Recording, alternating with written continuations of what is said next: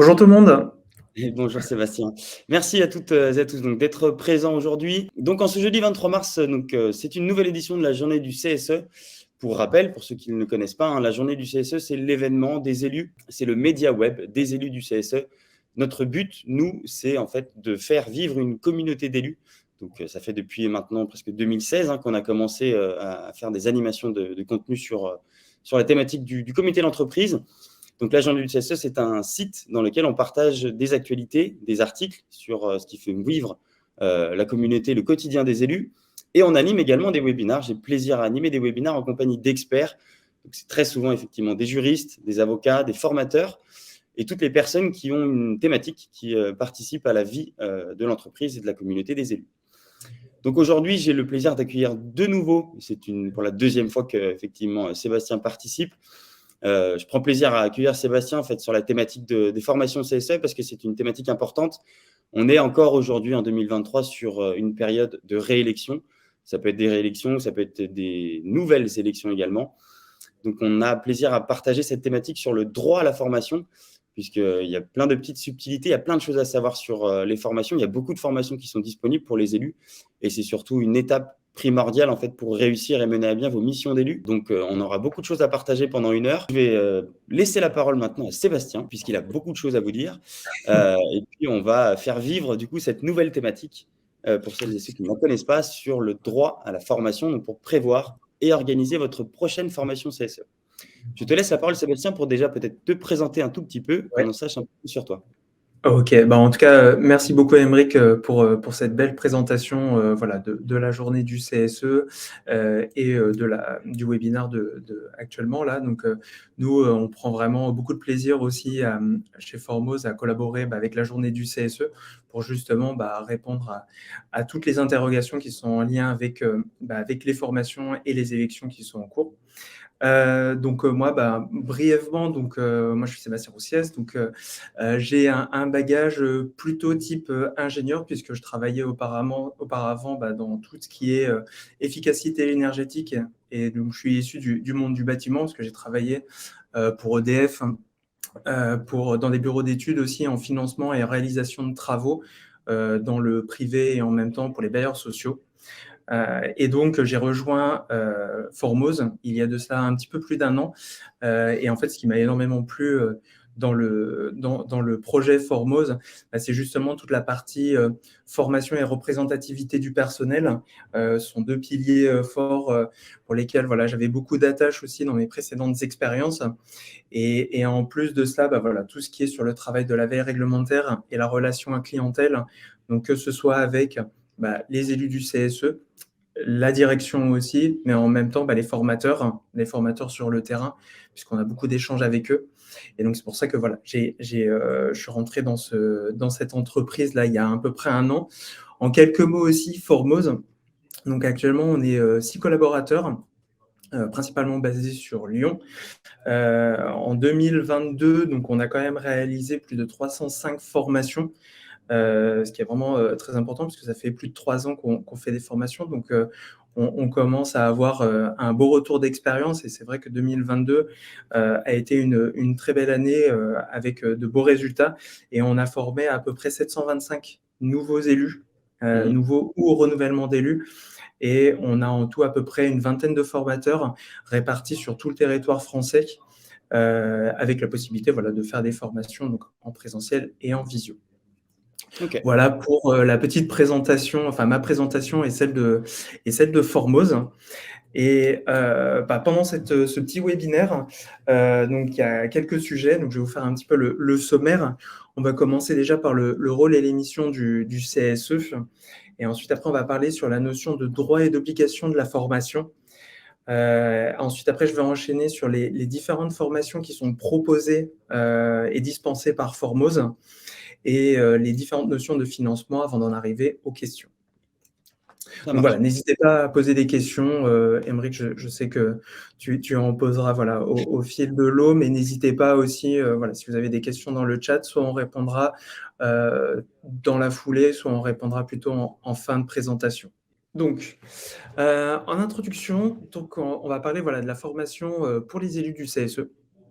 en deux parties, donc les missions clés et le besoin d'être accompagné. Nous, chez Formose, voilà, pour nous, les missions clés du CSE, c'est d'instaurer un dialogue social, être force de proposition et rendre l'application du code du travail, et bien entendu avoir un rôle de représentant du personnel dans l'expression individuelle et collective du travail. Donc, ça s'entend par la santé, sécurité et conditions de travail, la santé économique et la santé sociale de l'entreprise. Donc ça, c'est déjà le premier fondement de la mission du CSE. Et notre retour d'expérience nous fait comprendre que, et je pense que c'est aussi pour ça que vous êtes tous présents aujourd'hui, vous avez ce besoin d'être accompagné, puisqu'on est quand même sur un cadre juridique important. Vous n'êtes pas tous, soit vous avez déjà de l'expérience dans le domaine de la représentativité du personnel, mais pour certains, c'est votre premier mandat, ou en plus, avec le premier mandat qui a eu lieu, la Covid, on est tous passés par ces situations-là. Ouais. On n'a pas forcément, on a réagi un petit peu sur le feu de l'événement, et donc on a besoin aussi de repartir sur certaines bases.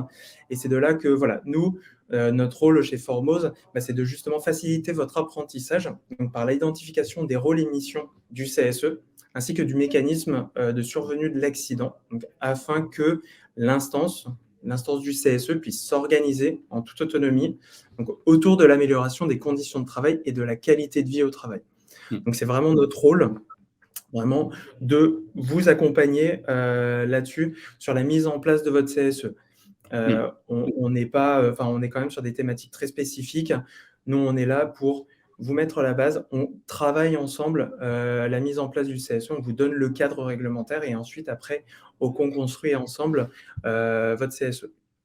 Puisqu'on est d'accord qu'effectivement, dans tes formations, et dans les formations de Formose, tu as face à toi, en fait, tout type de typologie de métier, tout type d'acteurs, expérience, pas d'expérience, marketing, communication, finance, vraiment, ça concerne tout le monde, quoi.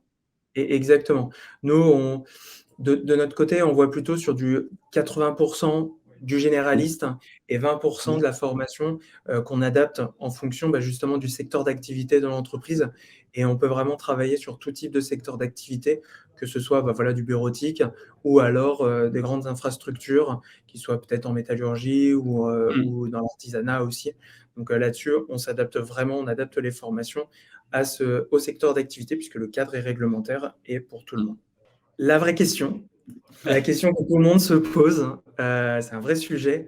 La formation pour les CSE, un droit ou une obligation? Dans les textes, il est dit que les élus du CSE bénéficient de formations dites essentielles et additionnelles pour mener à bien leur mission. Donc, on est vraiment dans le cadre du droit. Sur la partie obligation, nous, chez Formose, on prend la direction de dire pas directement.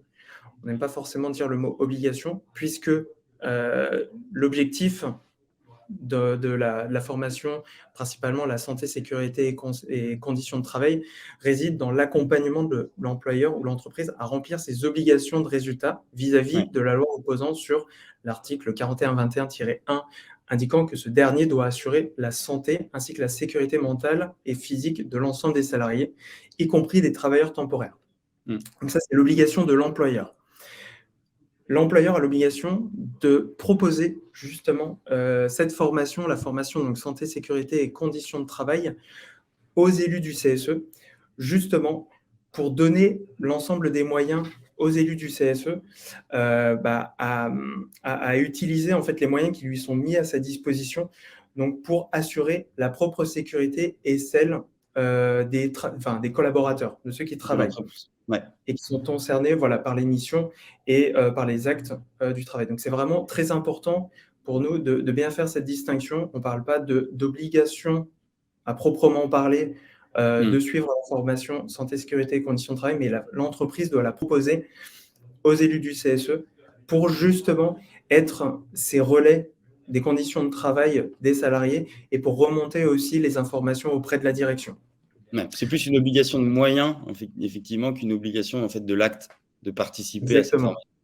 Exactement. Et c'est aussi pour cette raison-là que la formation est financée par l'employeur.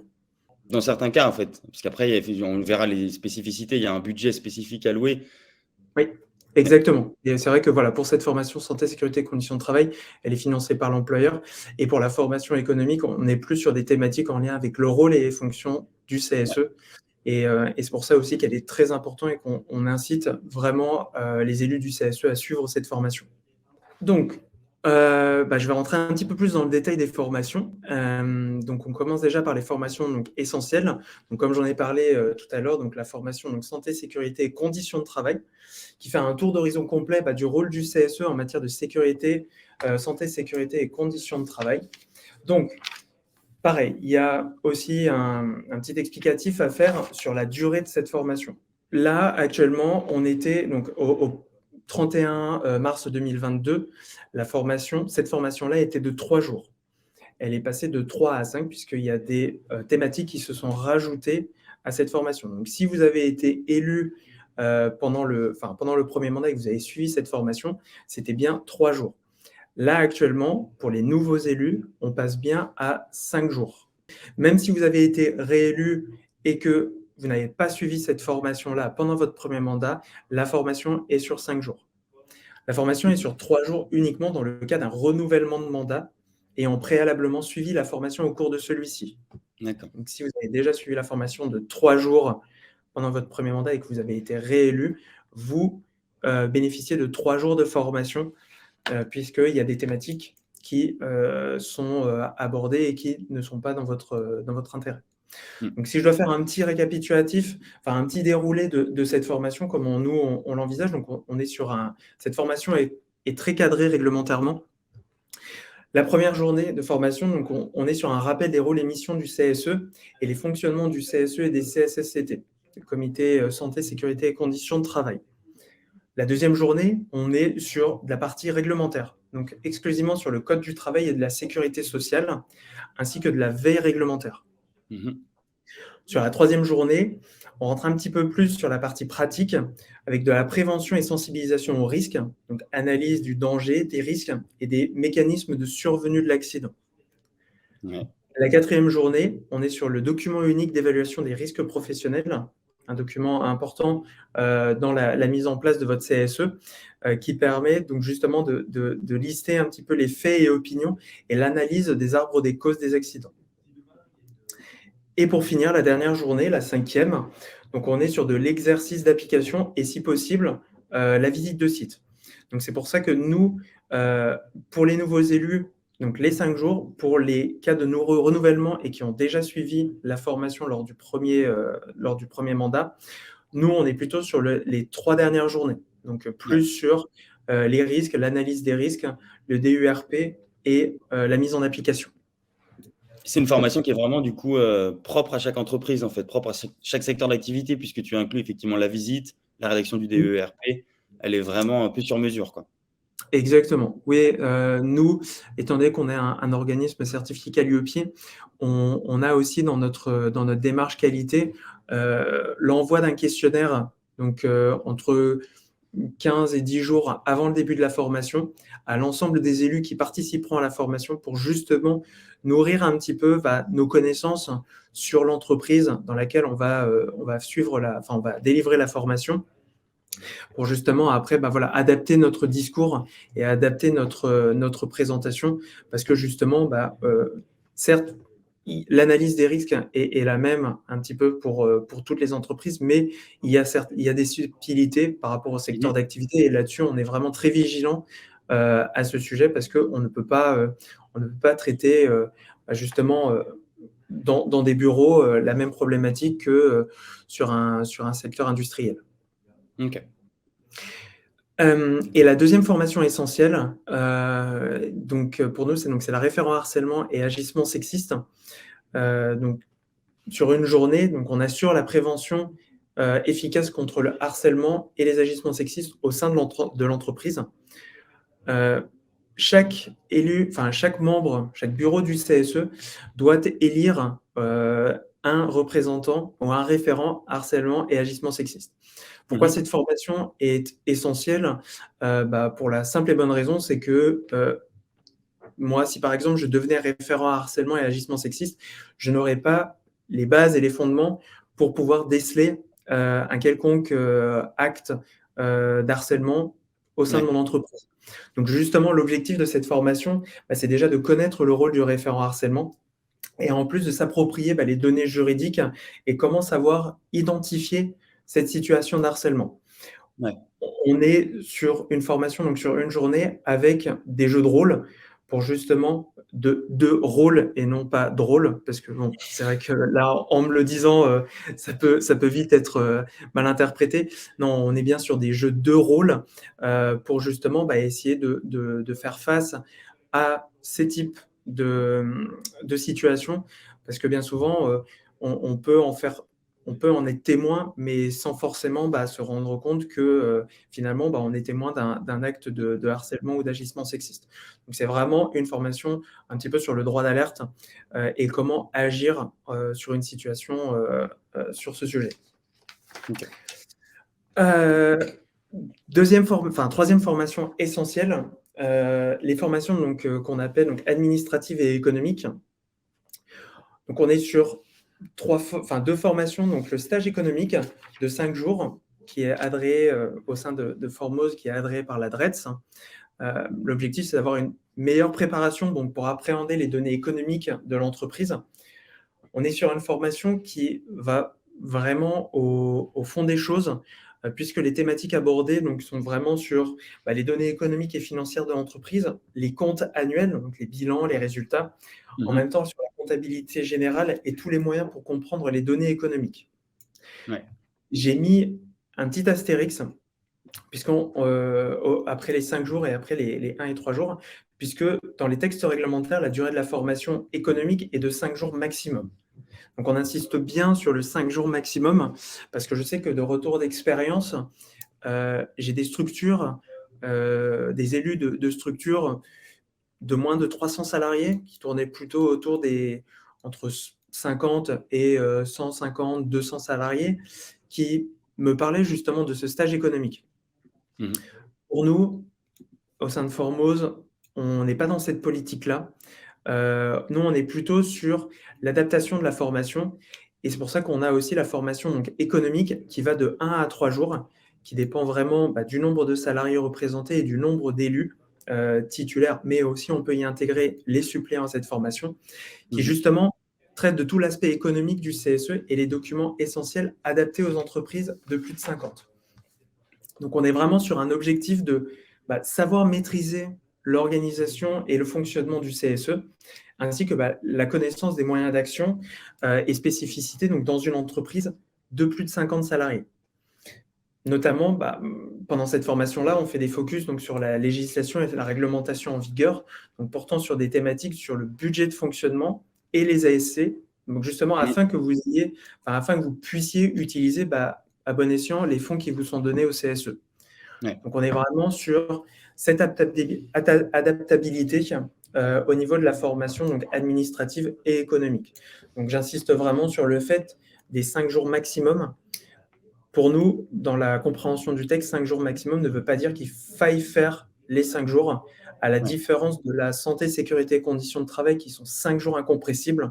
Ouais. Mais nous, la formation économique, on l'adapte vraiment aux besoins de l'entreprise qui la demande et on adapte la durée de formation. J'avais envie de te poser une question, mais j'ai pas envie de te piéger. Vas-y. Tu parles de la DRETS, peut-être que vu que certaines personnes sont, là pour prendre de l'information, quand tu dis Oui. agréé par la DRETS, qu'est-ce que ça signifie? Alors en fait, la DRETS donne un cahier des charges aux organismes de formation pour justement délivrer les formations. Donc on ne peut pas faire n'importe quoi, on ne peut pas délivrer, on ne peut pas créer, enfin, on a le cahier des charges et ensuite après nous, on développe la formation suivant ce cahier des charges. On passe par une commission de la DRETS justement pour valider le programme de la formation qu'on veut D'accord. proposer aux élus du CSE. Ouais. Donc après, le programme peut différer, justement, soit on peut avoir la même trame, mais ensuite après, il y a des orientations un petit peu plus peut-être politiques, par Mmh mh. exemple, avec les différents syndicats qui eux aussi proposent les formations. Leurs formations sont aussi agréées par la DRET, mais il y a des thématiques qui font des focus un petit peu plus précis sur certaines thématiques que d'autres. Nous, D'accord. justement, voilà, on est rentré sur le cadre réglementaire, on va dire, le plus généraliste possible pour Mmh. justement englober l'intégralité des élus du CSE. En plus des 3 premières, enfin plutôt 4 premières formations que je vous ai présentées, on développe aussi des formations qui sont complémentaires. Donc on a la formation qui est sur la gestion URSSAF et budget du CSE, qui est plus à destination du trésorier, Mmh. dont la thématique est de gérer les budgets du CSE, identifier ses utilisations, lire et analyser des documents financiers de l'entreprise. C'est vraiment une formation qui est intéressante, donc à destination des trésoriers adjoints dans les entreprises. Et donc, on analyse un petit peu, justement, comment est utilisé le budget de fonctionnement de la structure. Donc c'est vraiment pour des entreprises de plus de 50 salariés. Donc analyse, du budget de fonctionnement des CSE et des ASC. On a la formation aussi qui est en lien, qui est à destination du secrétaire du CSE, puisque, le secrétaire comme le trésorier donc ont des rôles, très spécifiques Mmh. au-delà d'élus, titulaires et suppléants. Et donc l'objectif, c'est de maîtriser, votre rôle de secrétaire et toutes les responsabilités quotidiennes qui en découlent. Parce qu'effectivement, le bureau, des élus, ils ont une mission qui est commune, celle de la représentativité du personnel, mais en fait, au sein même des membres, il y a des missions qui sont quand même assez spécifiques. Tout le monde n'a pas la même fonction. Non, exactement. Par exemple, le secrétaire, est en lien avec, toute l'organisation, des réunions, la Mmh mh. rédaction des PV. Alors qui peut après c'est un travail aussi à faire avec la direction, mais toute la rédaction des PV, les différentes actions et comment faire vivre aussi le CSE, à l'intérieur de l'entreprise. Donc Ouais, c'est les missions du secrétaire. comment faire diffuser l'information aussi. Oui, exactement. On développe aussi la formation donc sur les risques psychosociaux, qui est vraiment complémentaire à la formation donc référent harcèlement et agissement sexiste, qui est justement d'appréhender et apprendre à décrypter donc les signes de souffrance au travail pour mieux les accompagner, pour mieux accompagner les salariés et agir, dans ce sens. Donc, voilà, comme je disais, on est sur 2 thématiques différentes, Ouais. mais qui pareil, travaillent vraiment sur la partie, plus, santé mentale, au niveau des salariés et au niveau de son travail au quotidien. Et ensuite, après, on développe la formation, donc document unique d'évaluation des risques professionnels, pour évaluer justement efficacement les risques professionnels et tenir à jour votre DUERP en respectant vos obligations légales. Ouais. Donc là, on a la possibilité, voilà, de vous accompagner là-dessus, hem et puis, commencer aussi à voir, quelles sont vos questions sur la mise en place d'un DERP si vous n'en avez pas dans votre structure. Ouais. C'est des sujets qui me paraissent, là, la réaction que tu peux avoir à chaud, c'est des sujets qui me paraissent tellement importants et je trouve qu'une journée, c'est presque pas assez. On a le temps de tout voir en une journée? Oui, on a le temps de tout voir en une journée. Alors après, on adapte aussi les formations, principalement la risques psychosociaux et le DURP en fonction, justement et c'est là aussi tout le travail d'analyse, Ouais. de nos commerciaux. C'est justement d'essayer de comprendre, en fait, quels sont les réels besoins pour ces formations. Est-ce qu'il y a des sujets un petit peu spécifiques qui demandent plus de travail? Et donc de notre côté, après, on est en mesure aussi d'allonger la durée de formation Mmh. si, les besoins s'en font sentir. Donc D'accord. on est sur en une journée, on arrive à développer, l'intégralité. Une journée, donc c'est 7 heures de formation. On Mmh arrive mh. à développer donc l'intégralité. Si de toute façon, en plus, si vous avez besoin d'informations concernant donc les programmes de formation, donc ils sont, disponibles sur, notre site internet, donc le site de Formose. Ou alors, si vous voulez, en fin de présentation, si vous avez des commentaires, et que vous avez besoin, je ne sais pas, d'un programme, voilà, n'hésitez pas à nous le lire et puis, nous, de notre côté, on pourra vous donner un petit peu plus d'informations et vous faire parvenir le programme correspondant. Les bénéficiaires de la formation. Hem, la formation donc SSCT, est pour l'ensemble des élus du CSE. Donc dans le code du travail, cette formation-là ne fait pas de distinction entre les élus titulaires et suppléants. Donc, quand on délivre cette formation-là, il faut absolument, en tout cas dans la mesure du possible, bien sûr, la grande majorité des élus titulaires et suppléants, parce que plus on multiplie les paires d'yeux pour justement déceler d'éventuels risques, ou en tout cas d'accompagner ou de collecter les informations, mieux c'est. Donc, on est vraiment sur, plus on est nombreux, mieux la formation a un intérêt. Ok. La formation référent harcèlement, donc principalement à destination donc, de l'élu référent, ou alors toute personne souhaitant être formée sur cette thématique.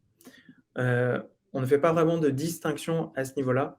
Pareil, sur la même idéologie que la formation santé, sécurité et conditions de travail, plus il y a de personnes qui ont des connaissances à ce niveau-là, mieux c'est, pour justement agir.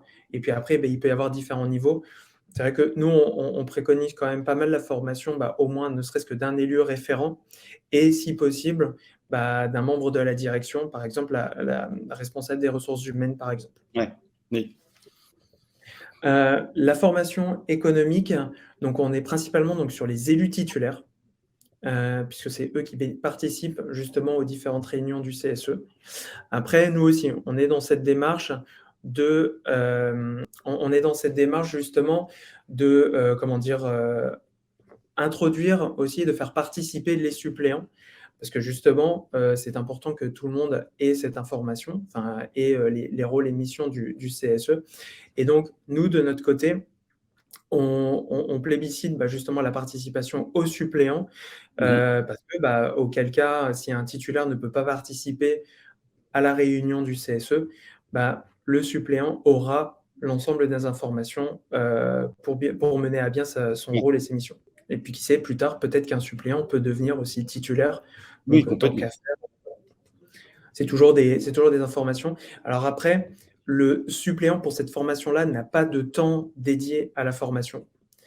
Mais il est possible que le titulaire fasse un don d'heures de délégation au suppléant pour justement qu'il puisse participer à cette formation.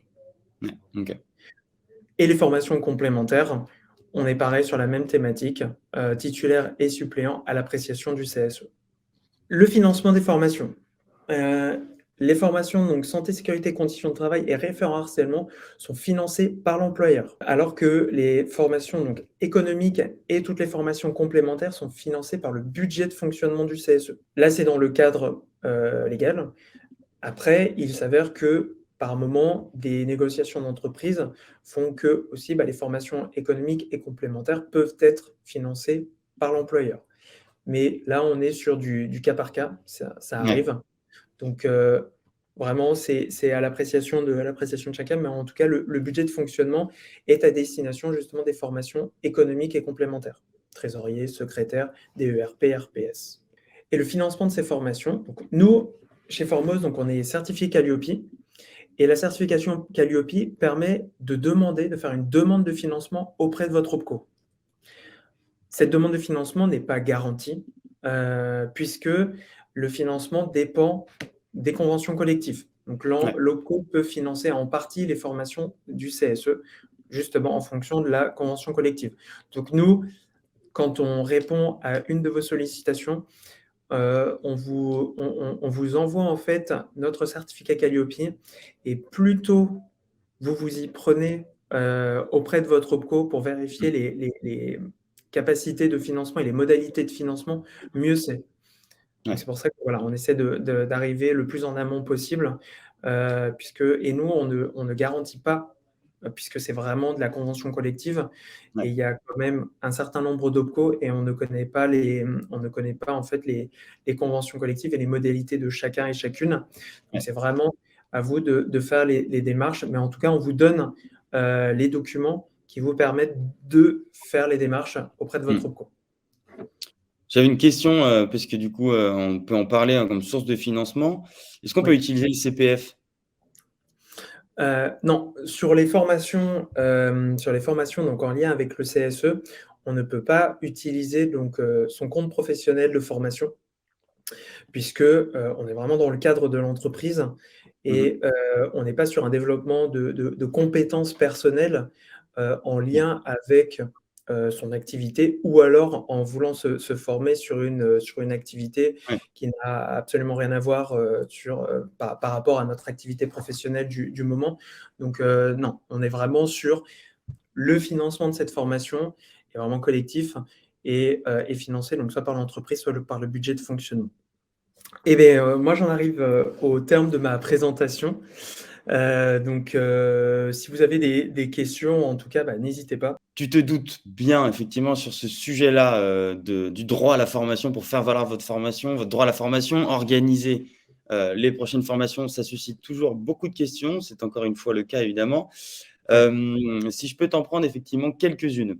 On a eu plusieurs fois cette question, c'est par rapport au délai. Je pense, par exemple, une nouvelle élection ou alors dans le cadre d'un renouvellement d'élus. Est-ce qu'il y a un délai pour réaliser la formation? Là, l'exemple, c'est pour la CSSCT. Dans les textes réglementaires, il n'est pas donné de délai pour poursuivre la formation. Mais après, on reste quand même dans cette démarche de plus tôt on l'a fait après notre Ouais, élection, mieux c'est. Puisque la formation donc, a une durée de validité entre guillemets de 4 ans, donc jusqu'aux prochaines élections.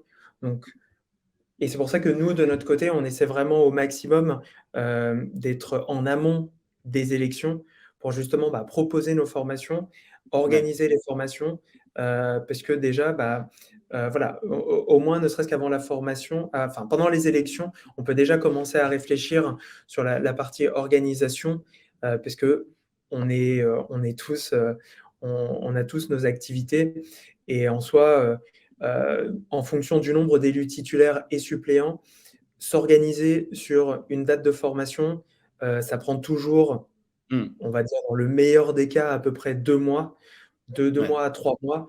Donc justement, on essaie vraiment d'anticiper au maximum, l'organisation de ces formations.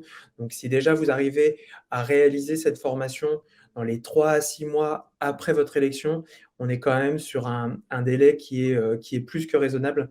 Dès qu'on mmh, commence à passer la première année après les élections, on n'est plus sur, vraiment du qualitatif, hein, parce que déjà, vous avez perdu une année et il y a tellement d'actions qui sont à ouais. mettre en place, le plus tôt possible dans votre CSE que plus on tarde, moins c'est bénéfique pour les élus pour les salariés que vous représentez.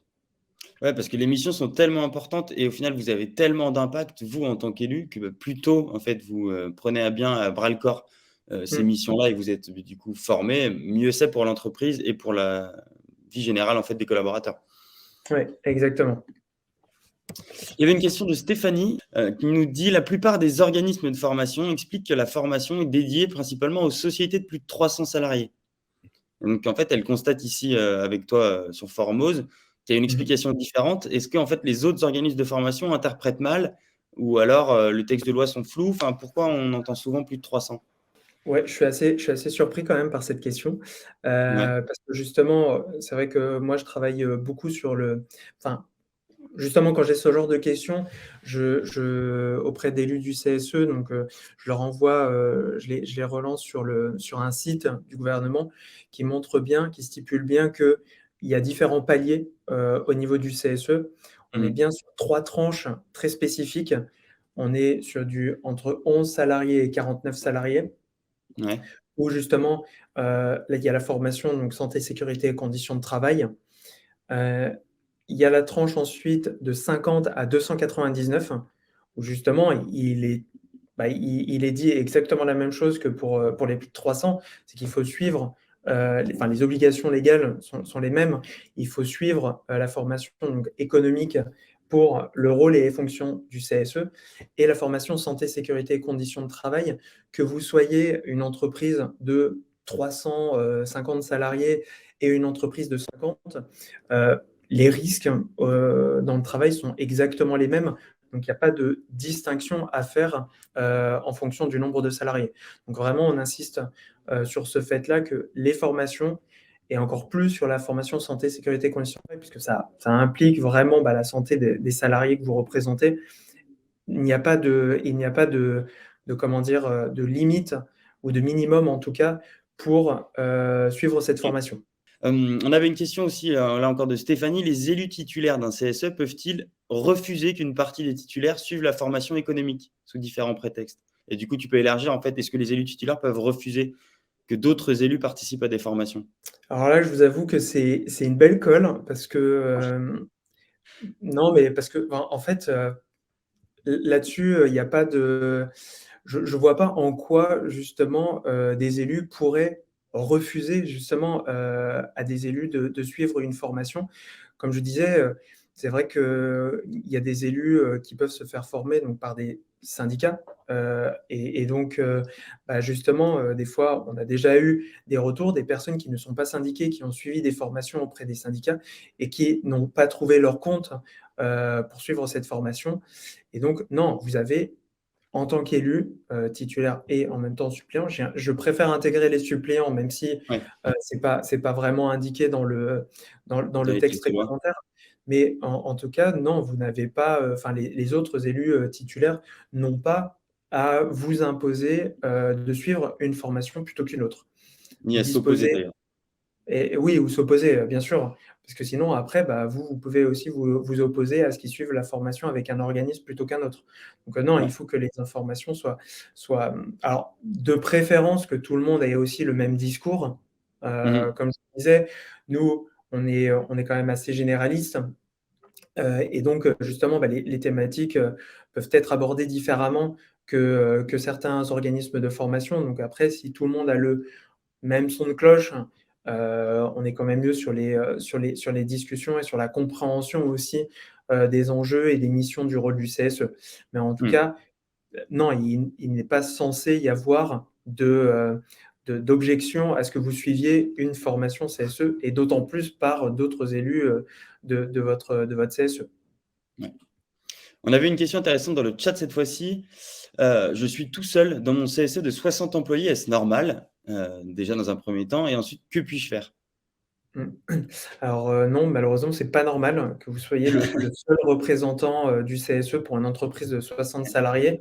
Normalement, vous devriez être, au moins 4 minimum, si ce n'est plus avec les suppléants. Donc, Ouais. et donc après, bah, il y a différents facteurs, soit, bah, justement le CSE, bah, peut-être les fonctions et les missions du rôle du CSE ne sont peut-être pas compris aussi par l'ensemble des salariés. Heu, des fois aussi, il y a la charge de travail parce que, être élu du CSE, bah, il y a des heures de délégation, il y a des réunions. Donc certes, c'est compris dans le temps de travail, mais malgré tout, on a aussi, bah, nos obligations du quotidien.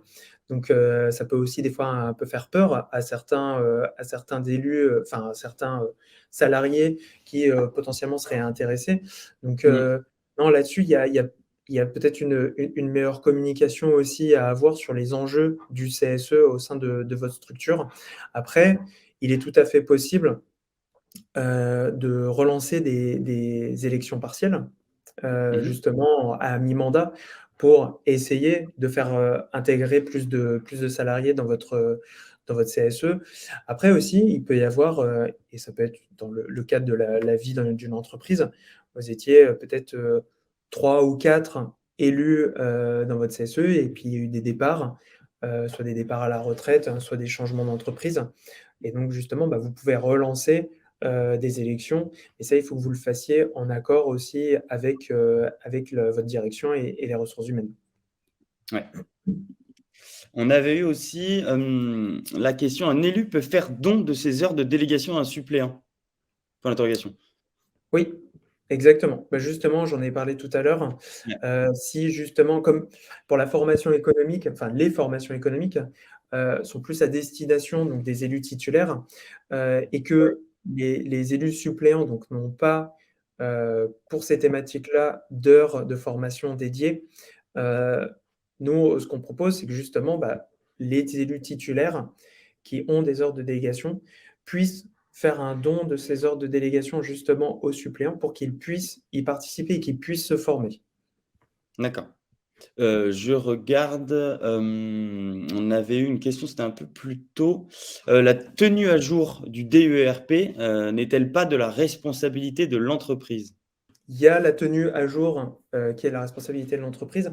Après, l'objectif aussi, c'est que, bah, les élus du CSE puissent avoir cette connaissance, du DERP, de savoir en fait en quoi consiste ce document. Et donc, il y a aussi de la mise à jour. Donc voilà, c'est tout un travail de collaboration entre les élus du CSE et la direction pour faire vivre ce document.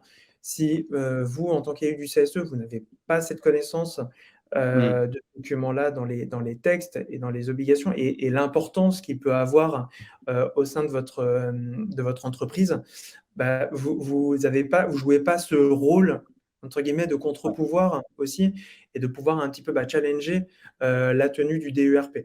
Donc c'est important que les élus du CSE puissent mettre un pied aussi dans ce document-là pour pouvoir le travailler avec la direction.